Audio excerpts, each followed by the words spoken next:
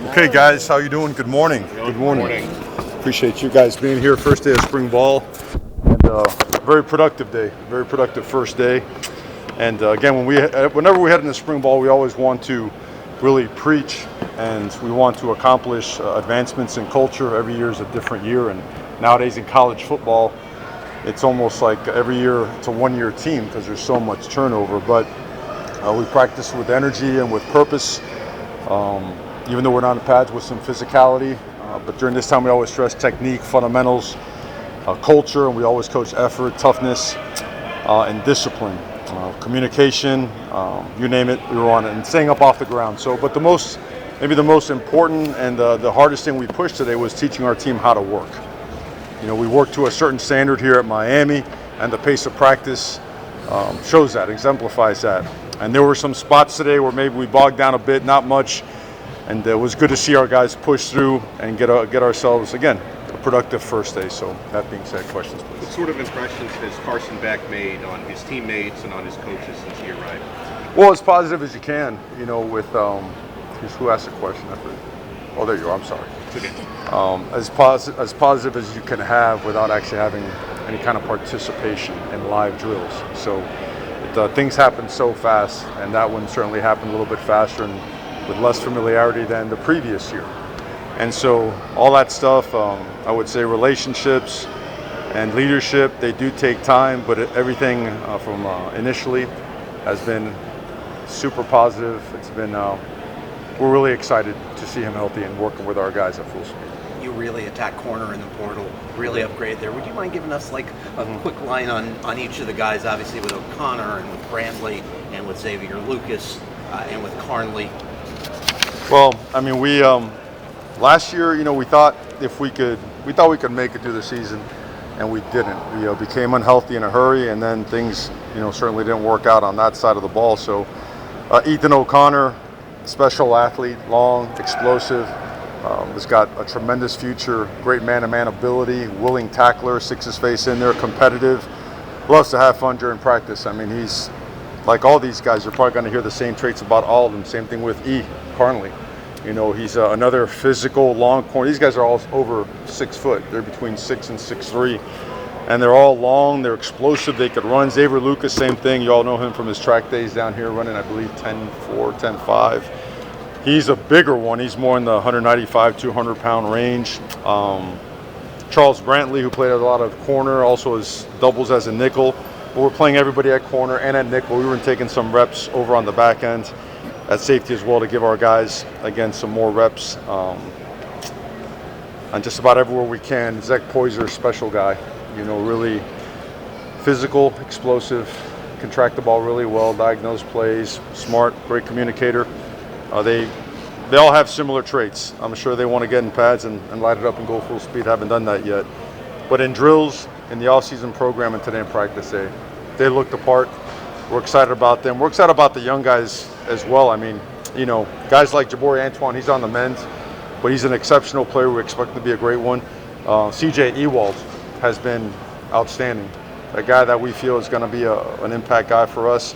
Amari Wallace, who had an injury last year during his time you know, in high school, has come out right away and has made plays instantly. Very smart, comes from a great high school like all these guys do. Same thing with Ewald.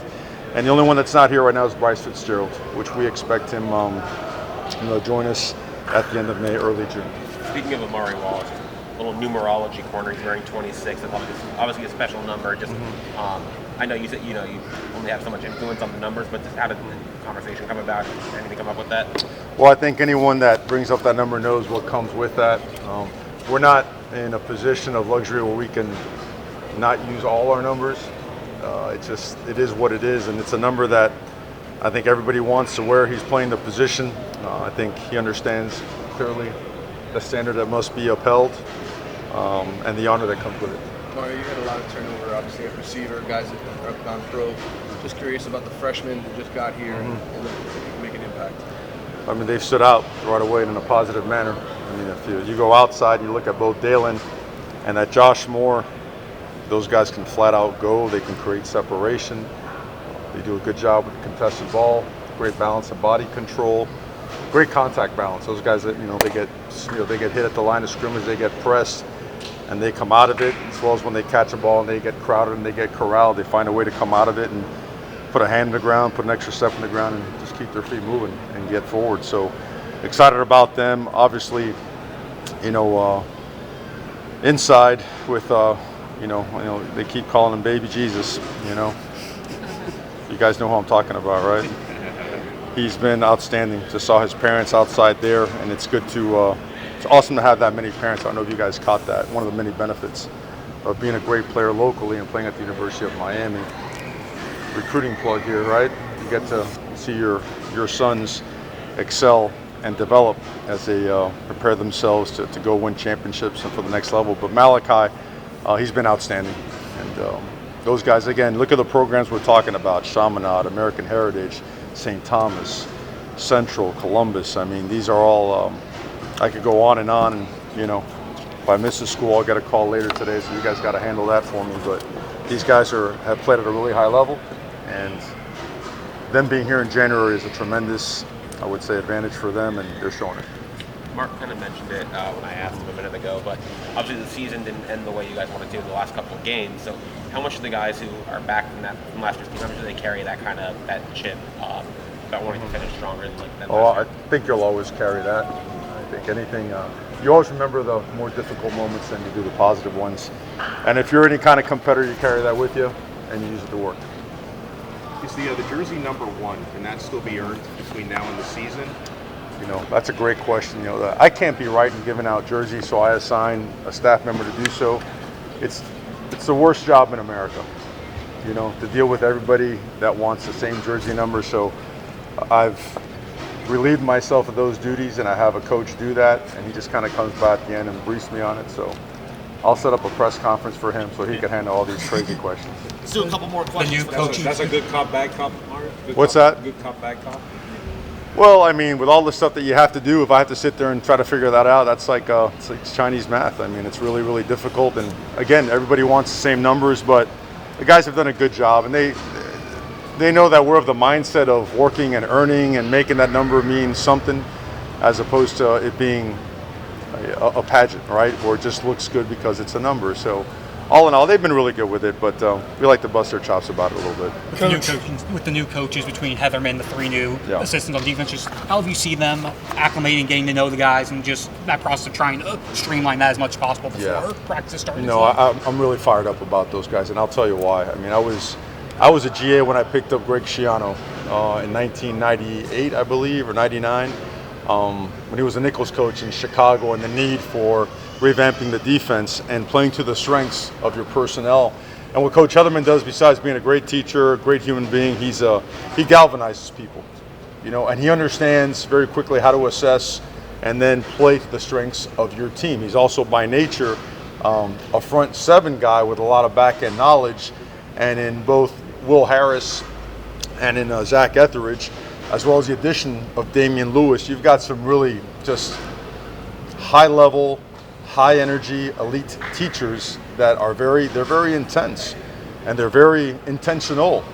They approach practice with a purpose, and you could see it in our drill work and the way we chase the ball. I mean, so much of defense is playing really hard and chasing the ball. So it's great to see these guys line up, communicate with, tremendous intensity, with just a lot of volume, which was, again, a big issue from last year. So again, just really excited about those guys. I'm looking forward to you guys taking a peek at them when we get to have some more extensive time out there. Coach, last question. Coach, how, with so much talent coming in on this high school recruiting class, this 25 class, how important is it to you to be able to get guys, Mally, Josh, Gerard, SJ, some play time early? Well, playing time is earned.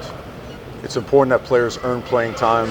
It's important that in a press conference like this that you scream it to the world. It's important that people earn playing time, that their talent levels don't automatically earn them playing time. That's sacrilegious as it relates to the University of Miami. So no offense to you. I know you're not asking that in any kind of manner, but the reason I'm saying that is look, our team needs to continue to learn to work to the standard of the University of Miami. And we have to put in perspective, our first full class, our first full cycle of class, they are now true juniors, right? Mark Fletcher is a true junior. Francis Mainoa is a true junior. Ruben Bain is a true junior. Damari Brown, right? In most programs, I've known some of you for a long, long time, they'd be redshirt sophomores, right? So now this program is really starting to build itself from the bottom up with high school football players. And then we're filling in the gaps with the portal as to what we need and whatnot. And we've been lucky where some of the portal takes that we've had, they have multiple years on them. That always helps out as well. That's almost the equivalent of taking a high school player, you know. But without a doubt, I think those guys are talented. The best part about what they've shown so far is they've come in, they've stayed late at night. I've seen the wide receivers on more than a dozen occasions at 5:45, 5:30 in the morning, catching jugs out there. I've seen Scroggins, I've seen Hayden Lowe, I've seen Dante Simpson, I've seen Micah Newton late in those meeting rooms, just taking in all kinds of extra meeting time and knowledge. I've seen the same with the offensive linemen and SJ and Max Buchanan and Jaden and Demetrius. So, you know, Gerard Pringle. I mean, it's a really talented class, and they are joining a really talented sophomore class. So I think the level of competition that they're going to be seeing is going to naturally help them, and we're looking forward to pushing them really hard. Great. Thank you, Coach. Thank you. Okay? Thank you, guys. Appreciate it. Mario. Yes, sir. Thank you. No problem. Thank you, Coach. Thank you, guys.